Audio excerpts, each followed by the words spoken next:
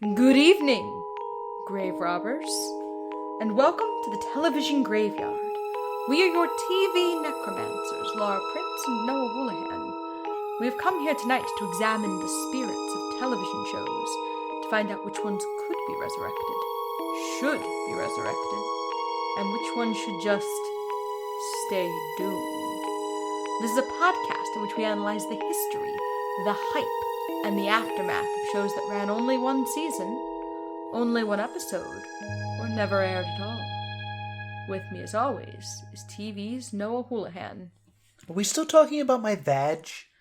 So, satire needs to be timely. And about 6 years after Not Another Teen Movie, Comedy Central attempted to make a pilot called Not Another High School Show. Right. And this is that pilot. This is that pilot. Oh, boy. This pilot's notable for a lot of reasons. Yes. Let's get into it. You want to give them away right away, or do you want to give them away as we go? Okay. Yeah, I was getting into the summary portion. Okay. We open on a bad neighborhood. We know this because there's graffiti on the wall that says, Bad neighborhood. Which... love that. To me, I actually did think that was very funny. Yes. I mean, you've seen Not Another Teen Movie, Of course right? I have. I love Not Another Teen Movie, and this is something that they were very good at, is just having, like, something in the background that you may not even catch on the first go-round. Mm-hmm.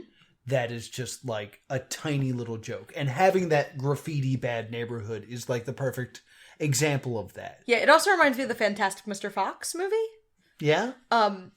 They wrote a script like they were going to swear, and then changed all the curse words to the word cuss. Oh, right. And so in the background, you see someone wrote cuss in graffiti. Oh, I didn't see that. In one shot, and it makes me laugh every time I see it. I love that movie. Cuss.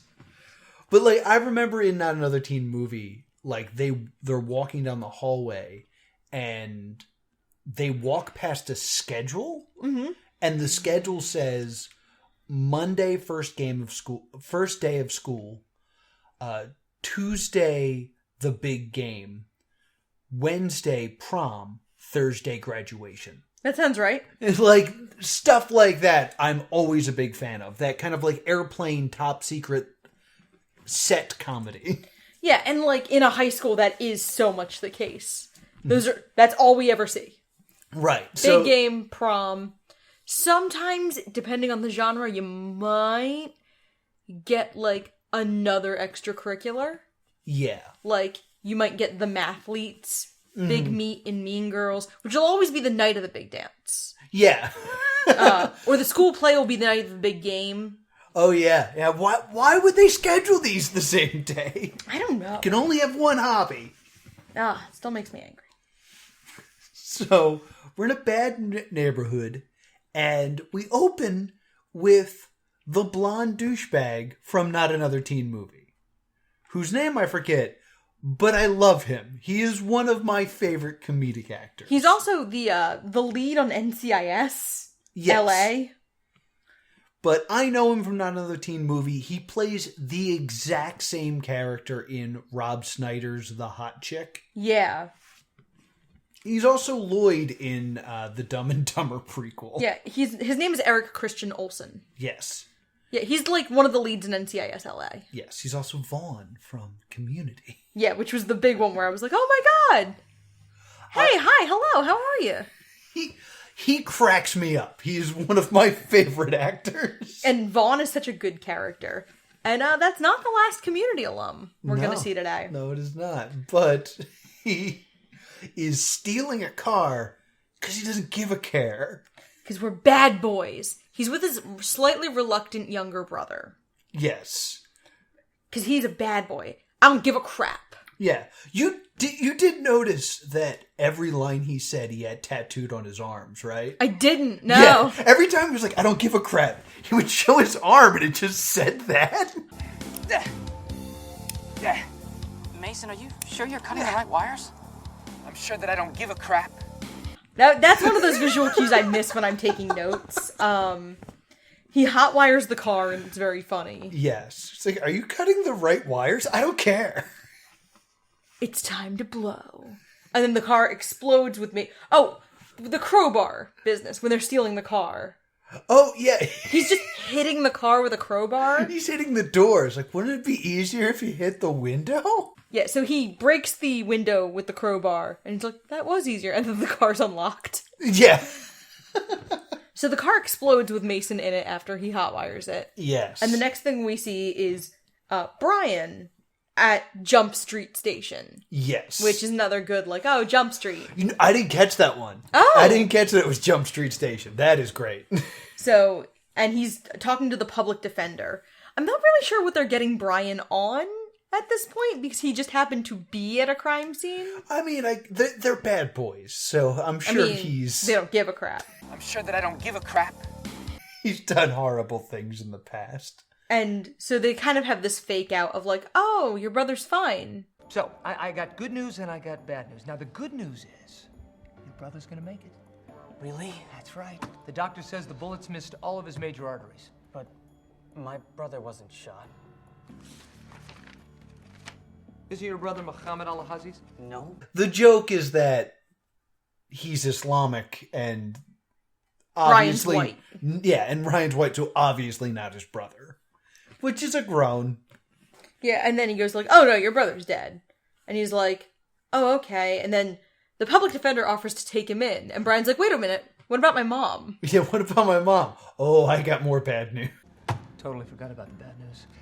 I'm afraid she drowned in a pool of someone else's vomit. Talk about one of those days. So, Which is a joke, I believe, from This Is Spinal Tap? The official explanation was he choked on vomit. It Passed away. was actually someone else's vomit. It was not. Exactly. You know, there's no real. Well, they can't prove whose vomit it was. They don't have facilities in Scotland Yard. So the public defender, Dustin, takes in this young boy. And we see the establishing shot of the town. It's your standard California teen drama beach town. La Playa Beach Creek. Yes. Now, for our Spanish-speaking audience members, La Playa means beach. So this is Beach Creek. Yes. Or excuse me, this is the Beach Creek. And White beaches, whiter people. That's literally the slogan. they are playing not quite California Here We Come. Yeah, they're playing the Don't Sue Us version. Of the theme song of the OC. Yes. And it just gets me. I'm like, oh, this is what they're doing. Okay, great. Then we're going to make a hard left turn into what the fuck happened to the show. Yeah, like, this first 5 minutes is pretty funny. Then we have a terrible scene, and then we swing back into a funny scene. And then the show starts to get weird. Yeah. We have Dusty's wife freaks out. Because the last, like, troubled teen they took in raped her. Honey, I'd like you to meet our new son. You are not gonna hurt me, you sick son of a bitch. Maybe I should go. Don't be ridiculous, Brian. My wife is still upset about the last juvenile delinquent I brought home. He tried to rape me, Dusty. Now, Caitlin, you never did prove that. You defended him in court. Look, honey, I'm just trying to be a good lawyer here. Help a kid out. Make a difference in the world. And if that means that someone in this house might get a little raped, well, God damn it, that's a chance I'm willing to take. Whoa. Because, like, they started on this kind of premise of this lawyer is such a bad lawyer that he's constantly bringing in children. Yes. Which is kind of like a funny gimmick to start things off. And then this, like, unneeded, unfunny rape joke happens. Yeah. Where it's just like, well, wait, oh.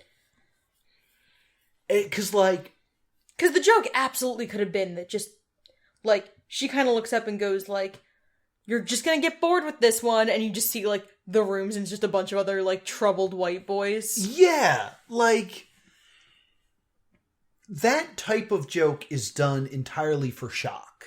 Yeah. It's not like, I hate the fact that this sentence is gonna come out of my mouth, but it's not like a common trope of high school shows was mom rape.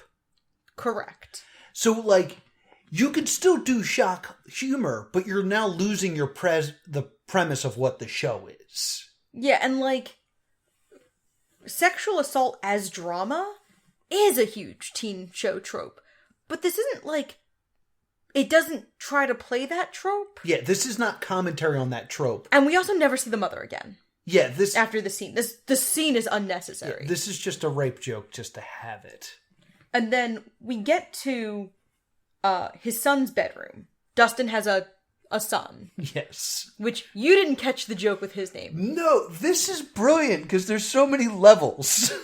His name is Lawson. Yes. Because he's our Dawson's Creek character. He's a big film fan. He's basically Dawson. Except, he's also a lawyer's son. Law son. So he's Law's son. It's so simple. So he is sitting on the bed with his friend Charlie, which is another big 90s, 2000s teen show trope of the girl next door with a boy's name. Yeah, they were best friends. They're best friends, and she's very erudite. Yeah. Like, she has this monologue that I think you're going to probably put in here. Yeah. That's just her using unnecessarily large words to say she's into Lawson. Well, I'm contemplating the intricacies of our friendship and how the emergence of our adolescent hormones has radically altered the very nature of our relationship in such a lascivious manner that I yearn to make passionate intercourse to your genitalia. Tickle fight. What? No! What are you... When I went to... if I haven't brought this up on the show, I went to performing arts high school, and there was a whole day where we performed scenes from Dawson's Creek. And I remember just being like, I can't read this. Like, I don't know what these words mean. I would never say this. And they're like, just act natural. I was like, I would never say these words. I can't come down too hard on this trope of girl for personal reasons. I understand. But, like, I know that that's how Dawson's Creek, like, spoke. Like, I vaguely remember... And that's how I learned to speak to boys, which explains... But, like, there's no subtlety in Dawson's Creek. It's always and something there's no subtlety like, in this either. Like, the line I remember is something like, this other girl walks in, and she says something like, the confusing aspect of our scaling triangle has re-entered. Yeah. It's like, what? Why is it a scalene triangle? Because it's unbalanced. I hate you. No, you don't. I literally did talk like this as a kid, so I can't come down too hard on Joey Potter or Charlie, because, like, Charlie hits home because I was very much like that character. Lawson is very obviously very homosexual. He's very homosexual. And very obsessed with Hugh Jackman. And he's into Hugh Jackman, but his room, we gotta talk about this very confusing aspect. Mm-hmm. I assume his room is covered head to toe in Hugh Jackman posters. Yeah. The Prestige, X-Men. Those are the two I was able to make out. You were able to make some out? Yeah. Because the only one I could make out was Kate Leopold, and the rest of them were censored. Yeah, they were all blurred. I'm a huge movie poster nerd, so just based on, like, the colors and vague shapes, I knew what some of them were supposed to be. If you give me, like, Hugh Jackman and... If I give you the hue of the poster? Yeah, yes.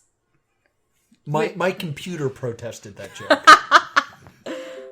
Stop it! Stop it, computer! The computer. I own you! The computer's on my side now. I will make bad puns if I want. I don't care. I don't care what you say, computer. This is my show. I'm going to use you to edit this show. I need you to not do this because the computer's going to die on us. It's going to rebel. No, but I'm a big movie poster nerd, and I have been for quite some time. And so if I could figure out, like, if you can give me that much, I could figure out, like, one of them was definitely supposed to be Last Stand. One of them was definitely supposed to be... Well, here's my theory here. Kate and Leopold is the only movie he mentioned by name. Yeah. So it's the only one that's like part of the plot? Wolverine is definitely part of the plot later. Not in that shot, though. Right. Not in that, like, scene. Mm-hmm. So I was thinking because it's a plot point, they were allowed to use it, but using other posters as decoration was not allowed? I'm not sure. It might have just been because they didn't want it to, like, draw a lot of focus. I don't know. Like, I was way more distracted by the blur. Yeah, it's weird. I don't really know how we got this particular rip on YouTube. Like, where it came from. I doubt that the person who uploaded it was like, let me blur all these posters. No, but I don't mean, like, wherever they got it. Right. Like, I don't know. So then, Charlie goes like, Lawson kicks Charlie out of his room, and she goes like, okay, back to the creek. Yes. Because Lawson's immediately attracted to Brian. Well, I just want to point out, she leaves out the window like she's Sam from Clarissa. Yeah. Or a person from Dawson's Creek. Yeah, because that was like a thing in those Yes. shows. And it's wild because I can't imagine ever climbing a ladder to go to a friend's house. No, it's ridiculous. So, especially because in a lot of these, usually like the Joey Potter character just kind of has carte blanche of the house. Yeah. Like usually the parents are like, no, it's okay. Because like I had friends where I had that kind of relationship where I could have just like gone up a window. But like, Shelley's parents would have just let me in the door. Well, I think it's because it's a boy. Matt's parents would have just let me in the door. All right, I tried, folks. But I was like also the kid who's everyone's parents liked them because I was goody two shoes and I talked like a weirdo. So Brian like steps outside and sees the girl next door on the other side. Yes. Melissa, who has a big M necklace. Yes, so you know it's Melissa. And she is having an altercation with her stepmother. Yes. Who is 1 year older than her. Yeah, which is a great, again, like, joke on this type of show. Yeah, like, and still in high school. And still in school with her. And... which is straight from Bill and Ted. Yeah, and they, Melissa and Brian have an intimate, soul-bearing conversation. Hey. Hey. Hey. Hey. Hey. Hey. And then, This would go on to be stolen by Into the Spider-Verse. But better. And then a bro in a, what you would call douchebag yellow? A douchebag yellow Hummer. Which is such a mid-2000s thing. That shade of yellow Hummer is such a mid-2000s trope. One of my absolute favorite villains, and I can't believe I never finished this show, was from Wet Hot American Summer. Yeah. Where it was the douchebag from the camp next door. Oh, yeah, knocks over Street from Dead Poets Society. Yeah, and he wore 3 polo shirts with 3 popped collars. Yeah, the wardrobe supervisor on that show actually said she took apart several polo shirts and sewed the collars in together because they stopped being able to layer the shirts without making them look weird. It's so funny to just see all those popped collars. This guy is that joke turned up to 1,000. Yeah. Because he shows up in a douchebag yellow Hummer with, like, a canoe on top of it. With every kind of conceivable sporting equipment. Yeah. Towing a red Hummer that has a sailboat. Yes. And, like, there's a ton of other sports equipment. Amazing. So... he calls Melissa fat, and obviously, because it's this kind of show, Melissa is like a size 00. Yeah. He calls her a fat whore, and tells her to get in the car. Mm-hmm. And, like, he's just that obvious teen movie romantic false lead douchebag. Yep. He is why nice guys exist, because he is the trope of, this is what the girl you like's boyfriend is like. Yeah, yeah. So then we smash cut to the next day. Yep. And we're in the library. Oh, this is important before we even say that. I remember after seeing the joke with the Hummers, I was just like, that's amazing. And I was cracking up. And I remember I had the thought, oh my God, I wish this show had gotten a couple seasons. Because season 2, there would be vampires. Oh, yeah. Nope. 2 seconds later. So, the librarian, who's obviously like a thinly veiled Giles, yes, is warning a young woman about Tinus Wolficus. Tinus Wolficus. And, you know, just warning her and describing her. Just forget about it. I have found something that should be of grave concern to you. I know. It's really gotten out of hand down there. Muffy, it belongs to something big, something hairy, and Hey, something I that's... get it. I need to trim. You're not listening, Muffy. I'm afraid you're going to have to destroy the most terrifying creature ever to roam the halls of this school. A teenage wolf. Wait, are we still talking about my vag? And she is Muffy. Yes. Because of course she is. And she is played by a pre-Community Alison Brie. Yes! And her Buffy Summers impression is incredible. Yeah, she is spot on. The physicality is very good. She's doing good parody in that she is playing everything absolutely straight. And, like, it's very interesting the fact that they nail Dawson speak and they nail Buffy speak in the same episode. Yeah, like, they clearly know these shows really well. Like, they get both languages down. It's impressive. And then, she's still in the library, but we see Teen Wolf. Yeah, and it's just Teen Wolf. Yeah, he's just Teen Wolf, and he's in wolf form, and everyone loves him. He's Yes. a big man on campus. It's the logical conclusion to Teen Wolf. Yeah, to what happened after the movie. Yeah, is he's Teen Wolf, and everyone's cool with it. Everybody loves Teen Wolf. And so Melissa is at her locker talking to her best friend, Spring. Yes. Who is this is the OC. Right. Because they would be Marissa and Summer. Okay, I didn't watch the OC, so I didn't really catch that. I didn't either, but I was 16 years old in 2003, which means I just kind of caught it by cultural osmosis. It should also be mentioned that they walk by a flyer that says, Demon Hunter needed. Please come to the library. They also walk past a sign that says, Sean is having a pool party tonight, bring your nipples. Did not see that.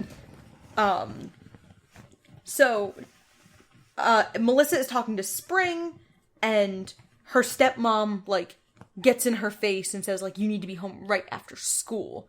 And they also do that, weirdly intimate, sexually charged female confrontation that was really common in this kind of show, where, girls got right up in each other's faces. Yeah. And it was shot not dissimilarly to how sexual tension would have been shot. Mm-hmm. So, she goes away, and Spring tries to offer Melissa a vibrator, and then we also see Gabby. Yes. Gabby is the stick in the mud friend. Mm-hmm. She's Barb from Stranger Things. Yes. Pre-Stranger Things. She's also, clearly 35. Yeah. She's older than I am playing high school. Yeah. She's like Willow in the first couple episodes before they figured out who Willow was. Yeah, that wet blanket, I don't think that's a good idea, Tommy. The wet blanket, the one who kind of is the one who's spouting the PSA facts. Mm-hmm. That friend. I'm trying to think of, a good example in one of these teen shows. But usually she's not a main part of the cast. We see Gabby more than we usually see this friend. Yeah, that's true. And she's always, Barb is the best example. Yeah. Barb is a good example. She kind of even looks like Barb. Yeah, she's frumpy, she has glasses, her hair is cut in an unflattering way. Yeah.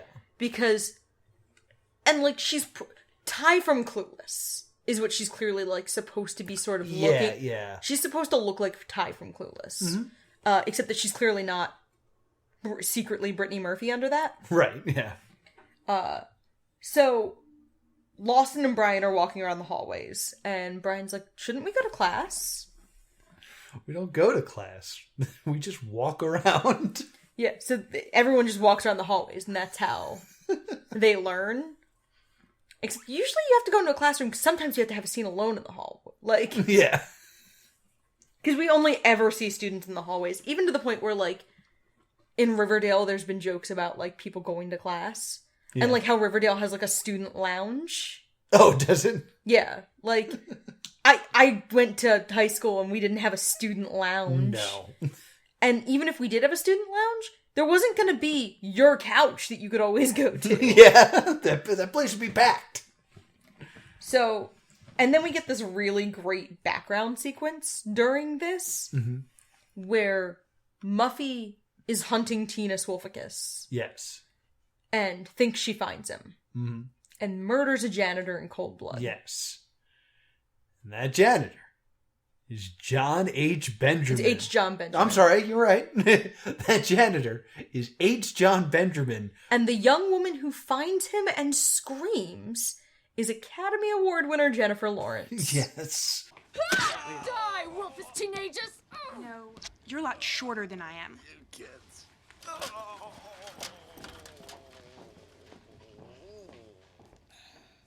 What's your name, sweetest? Help! Somebody stabbed the janitor in the heart! Seriously, what's your name? Amy. Yes. So you have Archer getting murdered by Princess Unikitty and then being found by Katniss Everdeen. Yeah, it's like, things are... You want to go back when they film that scene and be like, things are going to look up for all of you. Yeah, you guys are going to be fine. And then another trope is that there is a nerdy character who is the school DJ. Yeah. Lawson is Solid Goldstein. Solid. And humiliates Brian by announcing that he, like, was in juvie and he has a dark past, he's from a bad neighborhood. He's a bad boy, everybody. And Brian's upset by this. Yes. Because he was trying to kind of fly under the radar. And Melissa loves that. Mm-hmm. Melissa's into Brian's dark past. Yes. And Brian is also a volleyball prodigy. Yeah, this is a good scene because, like, the jockey, like, I'm showing off how strong I am at this sport cliche is basically a dick measuring contest. Mm-hmm. And they make this very much about their dicks as they're talking. What do you think you're doing, little man Tate? Sorry. Nobody touches Sean Saunders' balls but me and my boys. And then, of course, it turns out he's amazing at volleyball. Of course. Spring, Melissa, and Gabby go to the diner because there's Melissa's supposed to meet Sean there. And the, like, Pop Tate character... Like, this is another classic trope of, like, the guy who runs the hangout. Yeah, this is like your Arnold. Yeah, from Happy Days. This is kind of like your Mr. Feeney. That's not quite... Ernie from the Juice Bar from Power Rangers. Yeah. Modern example, Pop Tate from Riverdale. But, like, I also got, like, a bit of a feel like this is the guy you go for advice. Yeah, Doc from West Side Story. Yeah, like, this is the cool adult friend. Yeah. Your Van Helsing. Stop that. Get out. But yeah, he's, like, the guy who runs the hangout who is the older, wiser friend. And he's like, oh, yeah, Sean was finger banging a girl in the jukebox. And then he calls Melissa fat. Yes. And Spring offers her another sex toy. Yeah, it's just cock Dracula or something. Yeah, it's a very silly joke. Yeah. The dildo jokes are so unnecessary and, like, don't land. I actually found them pretty funny. Really? Yeah, because it's the friend who is, like, really sexually forward. Mm-hmm. This was, like, circa The Sweetest Thing. Yeah. And when, like, raunchy female comedies were starting to, like, find, like, their area. So having her friend be the, like, having her two friends be the raunchy female friend and the straight-laced female friend kind of covers that, like, dichotomy of who your friends were. Yeah, I guess. I mean, like... This joke landed a lot better than a lot of the other jokes for me. Like, for me, like, that raunchy character, like, Gail from Letterkenny is much better than this character. I actually think Gail is way too much. Oh, really? Most of the time. I at least think Gail's a person. Like, the fact that she's just like, here's a dildo out of nowhere. I was like, oh. To be fair, this right. is a half hour. To be fair, this is a half-hour episode and no one's a person. Yeah, it's true. I actually thought these jokes landed well, but this is also, you know, it depends on your attitude toward, like, what female sexuality was presented as in these 2000s teen movies. I'm looking at it as this was a much more positive representation than anything else we see toward the women in this show. Yeah, that's true. The women are not treated well in this show. Oh, no. So I think I was like, this works for me because it was the least terrible thing. So we get to, Lawson and Melissa are, like, talking to each other, and Melissa invites Brian to Sean's party. Yeah, to the big pool party. Bring your nipples. And Lawson is excited because he's like, we got invited to the biggest social gathering of the year this week. Well, great wording. And Lawson, she doesn't remember Lawson, and he's like, yeah, remember? I've lived next door to you for the last 16 years. Our parents have all had affairs with each other. Which is a good OC joke. Yeah. So then we get to the party, and Muffy is trying to stalk Tina Swolficus. Yes. Who is doing a keg stand while the rest of the class chants, woof, woof, woof, woof. Muffy doesn't see it. Correct. Sean is on a lawn chair making out with Melissa's stepmother. Yes. And calls Melissa a fat whore and says she caused him to do this. Yeah. Which is why, like, I was like, really? You're gonna get hung up on the vibrator jokes? Because the way the Meg Griffin treatment of Melissa... Yeah, like, when they called her fat the first time, I was like, oh, okay, it's because she's not fat. When we did it the whole episode, I was like, okay, this is already old. If it was only Sean calling her fat, I could even kind of understand it. But when they have the, like, Pop Tate character call her fat, yeah, I'm like, okay, so we're all just gonna call this girl fat. Yeah, I did lose, like, my taste for that there. And, like, how do I want to word this? Like, they made their point. Right. Like, the trope of having a beautiful girl called ugly, it, like, they knocked that out of the park in the movie. Yeah. And, like, maybe they were going to have something down the line that was more of this, but, like, you did the joke.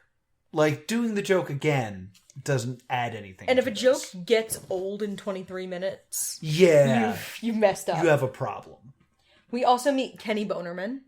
Kenny Bonerman, who is four-time Stay Tuned alumnus Andy Dick. Andy Dick. It is now my life goal to get Andy Dick on this show. So Andy, if you're listening, if you Google yourself, because we've definitely covered a lot of your projects, slide into those DMs. Yeah, I mean, we're eventually going to do the Andy Dick show. We are. So, like, we'll have Andy on. If nothing else, I'll give him $100 and we'll get a 30-second cameo video from him. You know what? That's not the worst idea. We're going to do a GoFundMe to make Andy Dick notice us. But he's the Matthew McConaughey in Dazed and Confused. Yes. He's the way too old high schooler. Mm-hmm. And that's the joke. Yes. And he's in, like, 30 seconds of the show. Yes. And it's pretty funny. He's just spilling a drink because he's gesturing too much. And he, like, kind of talks to Brian about, you know, oh, go after Melissa. Mm-hmm. That kind of, like, the sage older student advice. And Brian tries to start a fight with Sean to defend Melissa from how crappy Sean has been. Mm-hmm. And Gabby tries to get in, the Barb character, and she tries to stop the fight. And everyone in unison goes, "Shut up, Gabby!" And then she leaves crying. Yes. And I like the fight sequence a lot. Yeah. Yeah. Brian and Sean get up in each other's faces. And then Brian melodramatically puts his hood up. He's a bad boy. Yeah. And there's a long and awkward, like, not awkward, there's a long, tense pause. And then Sean lays him out in one punch. Yeah, and then that's it. And then Lawson's dressed as Wolverine. Yeah, I'm glad you brought this up. I didn't get it at first that he was dressed as Wolverine. I was like, why is he like that? And then it clicked later that, like, oh, he tried to dress as the coolest person he knew. Yeah. So he dressed as Hugh Jackman as Wolverine. So he has really bad sideburns. And he put rakes up his sleeves. Yeah, it's very silly. So that he would have claws.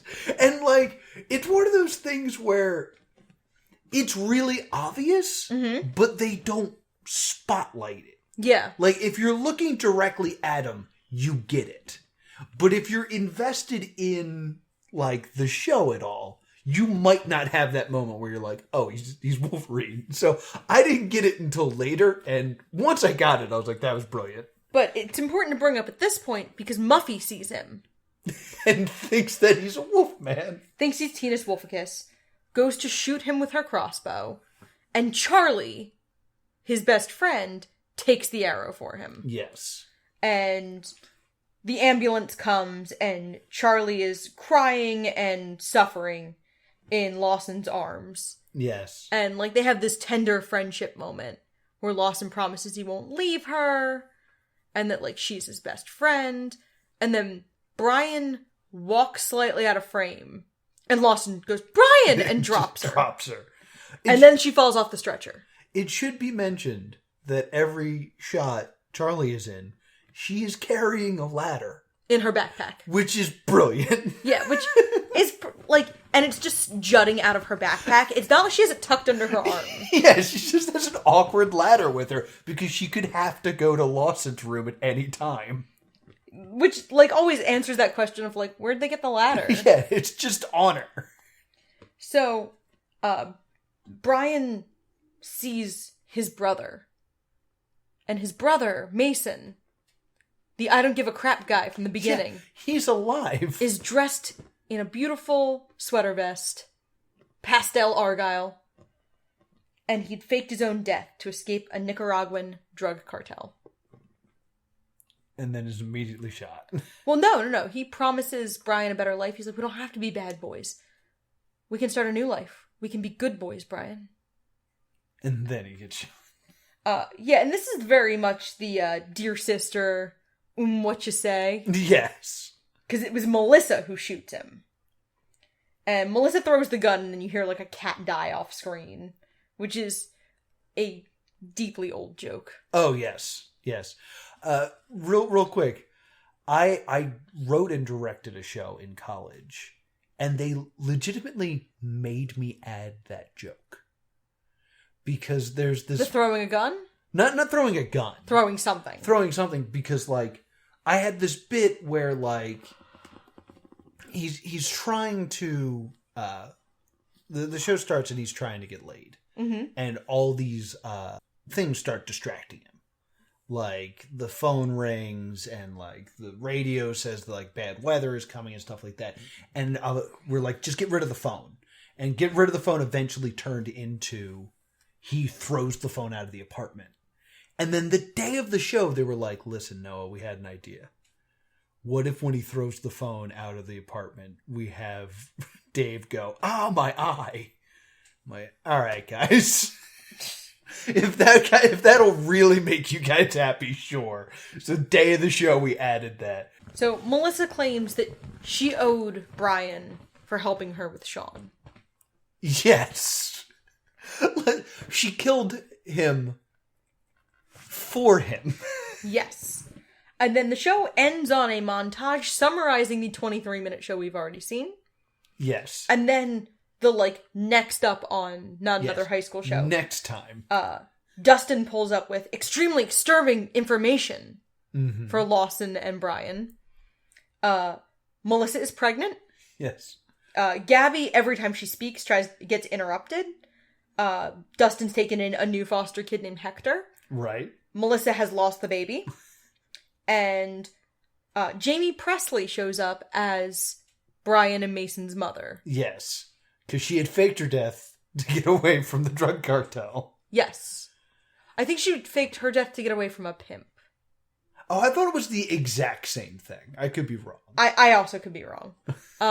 We'll play the clip. Yeah. You're not gonna want to miss the last 5 minutes for the most shocking ending ever. Mom? But that's impossible. Not if I had to fake my death to escape from an abusive Puerto Rican pimp. But don't worry, Mama's back for good this time. And Jamie Presley is obviously like a 2000s icon. Yes, I love Jamie Presley. So and it doesn't end on her getting shot. They heavily imply it. Of course they do, but it doesn't actually. Because, like, you're like, you won't believe what happens. And then you hear, like, a car backfire. And she's like, no. Yeah. Like, implying that that's her. But that's also the very misleading editing in those teen shows. Right. Of, like, the next thing you see is, like, that next episode, a car will have backfired. And he'll have dropped his lemonade. And she'll go, no, your drink. Yes. Because, like, Riverdale was a little infamous for that for a while. Mm-hmm. To the point where in the last season, it ended on, like, a teaser that Jughead was dead. And everyone was like, yeah, okay. I'm sure. Like, to the point where you gotta sell more stupid hats, CW. Every episode has ended on, like, something about Jughead's murder. And people are still like, yeah, okay, CW. I'm like, sure. you're really gonna kill Cole Sprouse. Sure, Jan. Mm-hmm. So, yeah, that's the show. It aired in 2007. It did not air. Oh, yeah, it was made in 2007. And, it went viral in 2014. About 7 years later, it made the rounds because somebody found it and posted it on Jennifer Lawrence's birthday. Right. So it made the rounds and went viral, and that's kind of why it has any kind of life now. Right. And it makes sense that it was for Comedy Central, because, like, halfway through it, I was like, who could air this? Like, for some reason, I thought this was for NBC. I don't know where I got that, but I was just like, NBC's not going to air this. No, if this was going to be on a network, it would have been on CW. But it's also making fun of CW. Yeah, this seems like it needs to air on, like, HBO. I would have thought it was like, if you just showed me that pilot and been like, guess what network? I would have said MTV. Yeah, like, because you said 2007?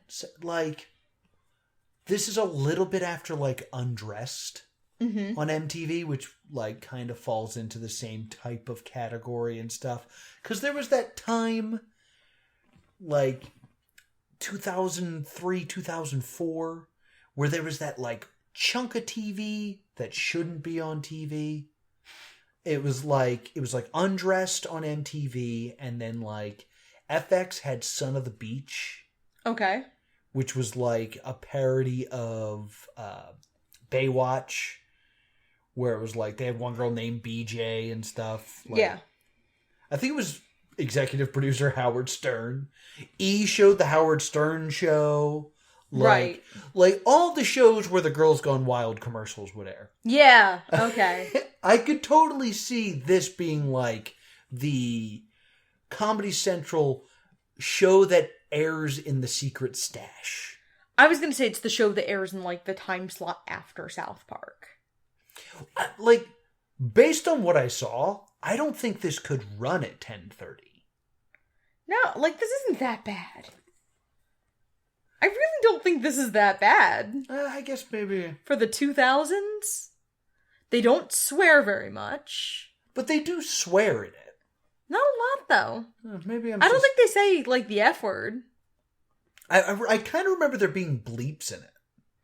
Yeah, and that's fine. Like, yeah. they would have aired that. Right.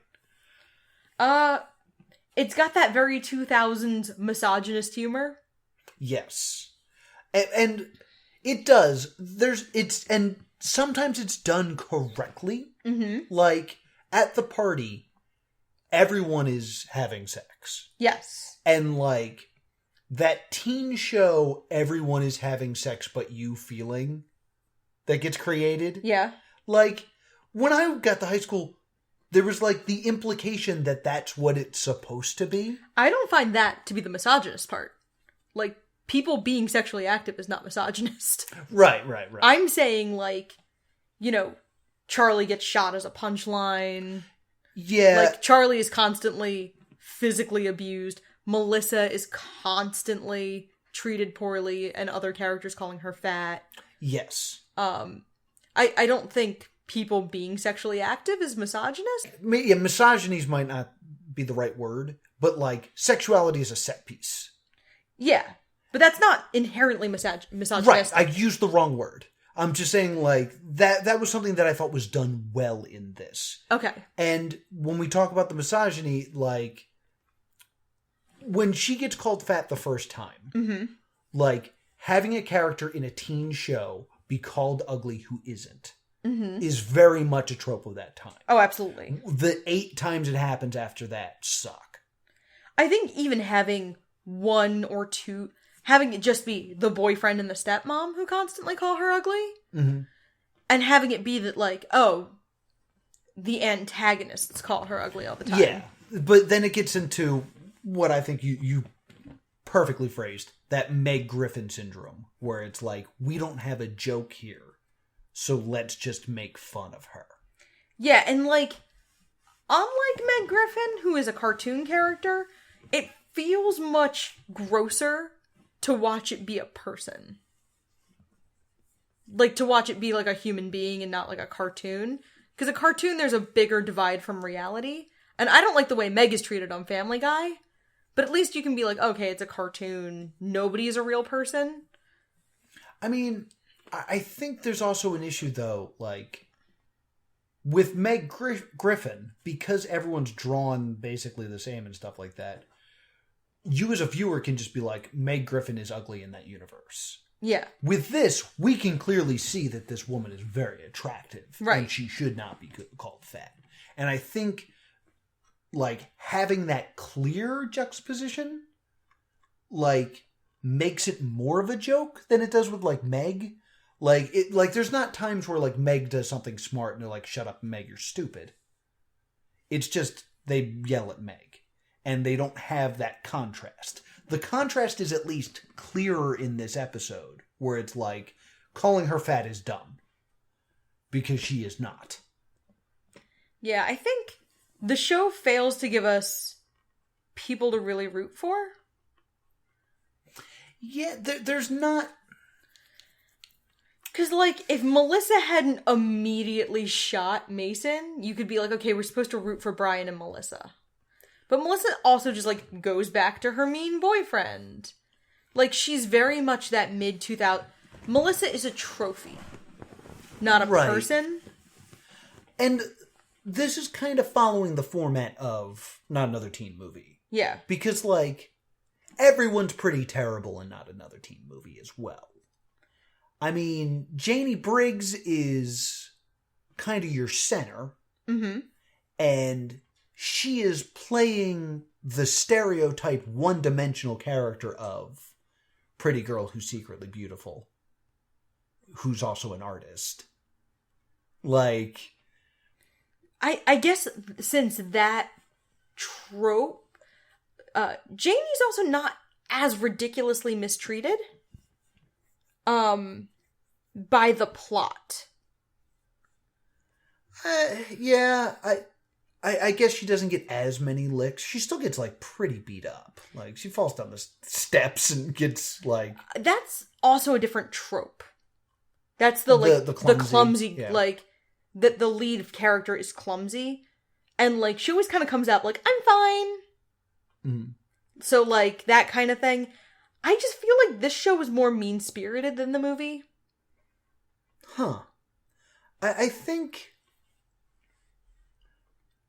that, none of the characters... you said, we have no one to cheer for, which I get.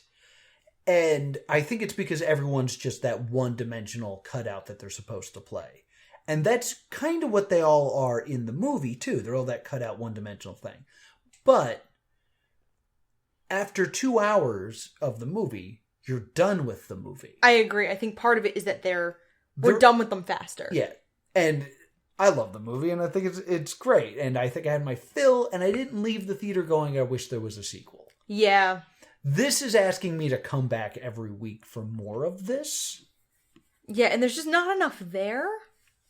Like, and it is wall-to-wall jokes.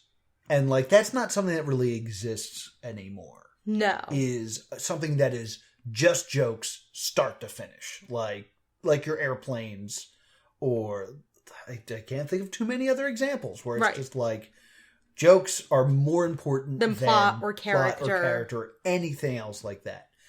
And I appreciate a show like that, but when you cram something so full of jokes, the ones that are not great are going to stick out.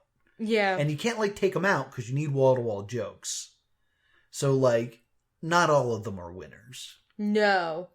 And this feels like, and I almost think the show, if it had been formatted like this, might have worked better. Almost like a teen show themed sketch show. Yeah. Like, if we had followed around a bunch of characters and we didn't have to try to build a plot around them. Stay with me here. Riverdale kind of almost tries to do this sometimes, where I feel like Riverdale is set piece without the connective tissue of a show. Okay. And that's, I think, what this show kind of could have been. Of, like, it's the dance, it's the party, it's great. Like, every week, do the whole week. Yeah, like, I feel like that's what the show would have ended up being. Like, thinking about the show, like, knowing that there would be an episode that was like, this is the drugs episode. Yeah. You know, this is the... And, like, they would hit every holiday. Yeah. Because we were joking about how there's only, like, 5 holiday Christmas stories. Yeah. Whereas, like, it's the one where the power goes out and there's no Christmas. There's the one where they're snowed in. There's the one where they're missing the toy. And there's the gift of the Magi. Like, those are the Christmas episodes of a sitcom. The one where the power goes out? Yeah, there's usually one where it's like... That's kind of the snowed in one. Where, like, something happens... There's the gift of the Magi plot. Yes. There's the someone has lost the meaning of Christmas plot. Yes. There is the Santa is in danger plot. Okay. And there's the someone's not going to make it home for Christmas plot. I always feel like there's also one where it's like they have these big plans and then they do a bottle episode. Yeah. And then it's the snowed in plot. Yeah, and it's like, but Christmas is still great. Yeah, I always feel like there's the bottle episode, the one where someone can't make it. Mm-hmm. Santa, someone's lost the spirit of Christmas, gift of the Magi. Yeah. Had this show continued, they would have done all 5. They would have done all of them in one episode. Yeah.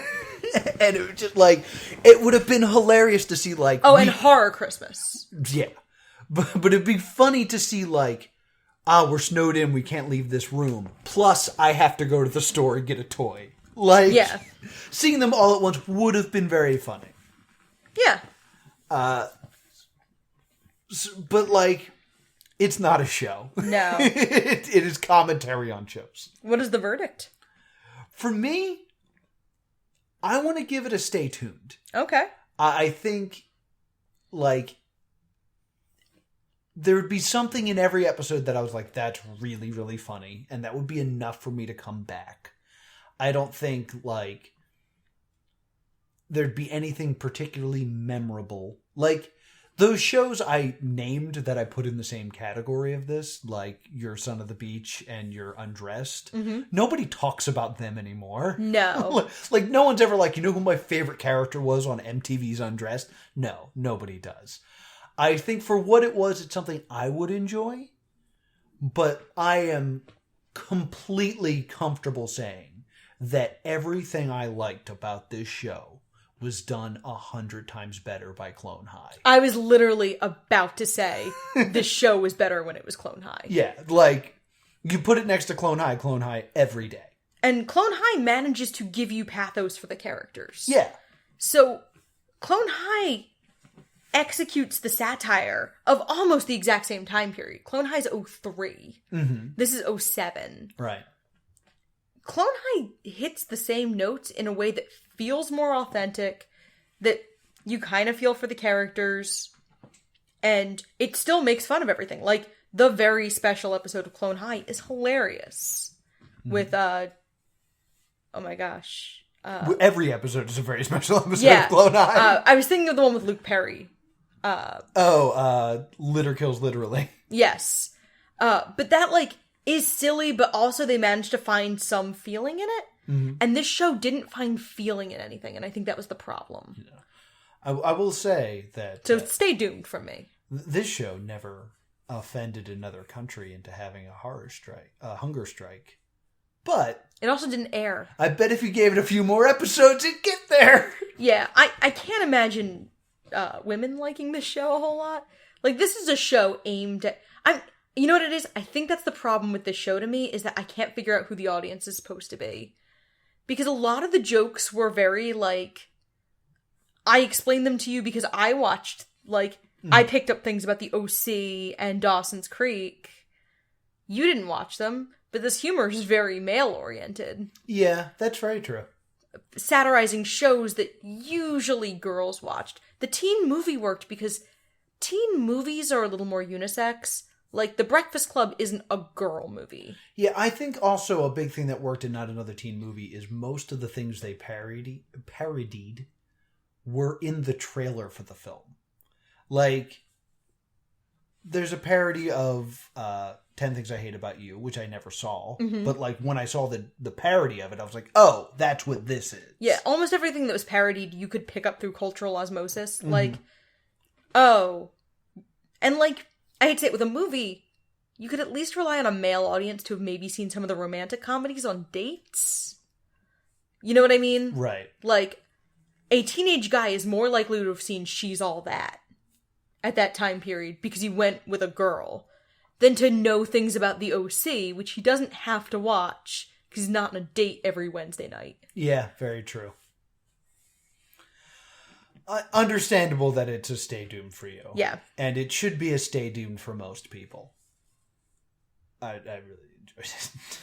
So, yes, that's it. Yeah, so that's it for that episode.